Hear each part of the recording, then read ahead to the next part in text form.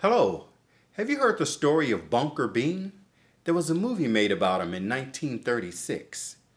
He grew up as an orphan and grew up to be a short, meek, mild mannered man, really low self esteem. He got a job in an office. He was a lowly clerk and sometimes took notes for the boss. His coworkers would bully him and tease him and send him on errands saying that the boss told him to do it when the boss never actually told him to do it, taking advantage of him.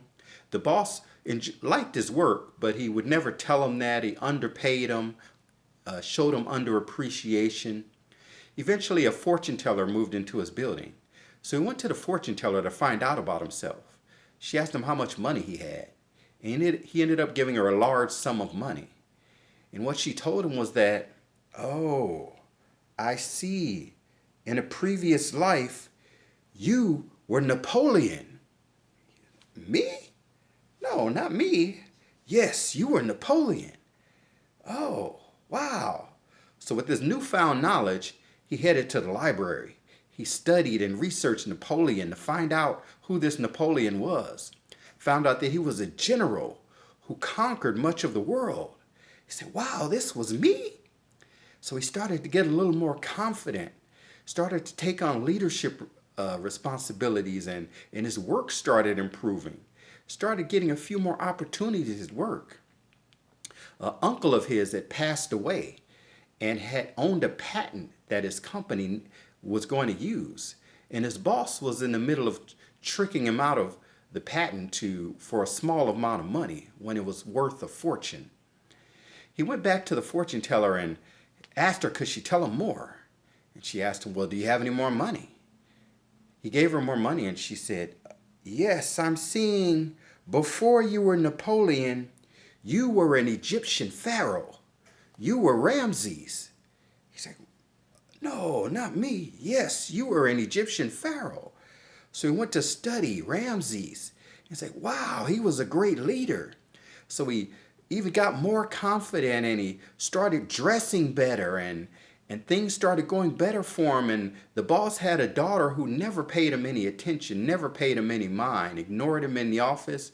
And he eventually stood up to the boss and said, hey, this patent is worth a lot more and I need more for it. And the daughter saw him stand up to the boss and got impressed.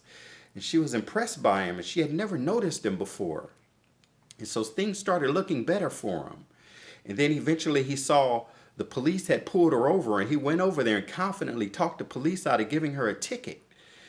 And eventually told her that he was going to take her out.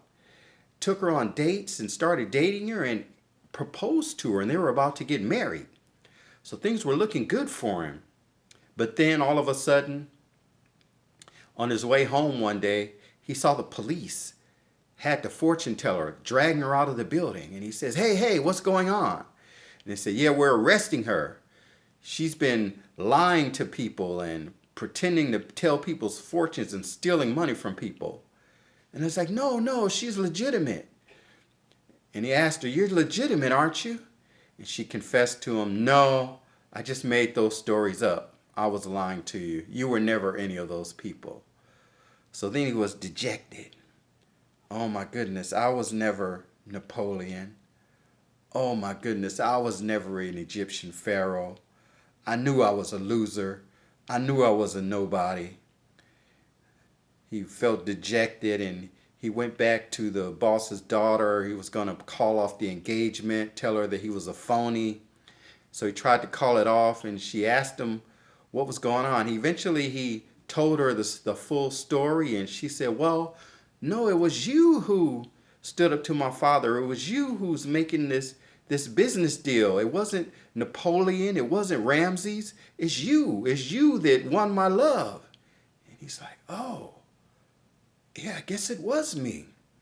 And so she instilled confidence in him. And then eventually they got married and things were a lot better for Bunker Bean and his life ended up great.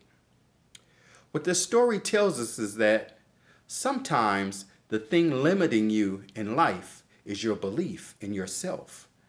The only thing holding you back are the stories that you're telling yourself. So why don't you believe that you're great and live a life accordingly?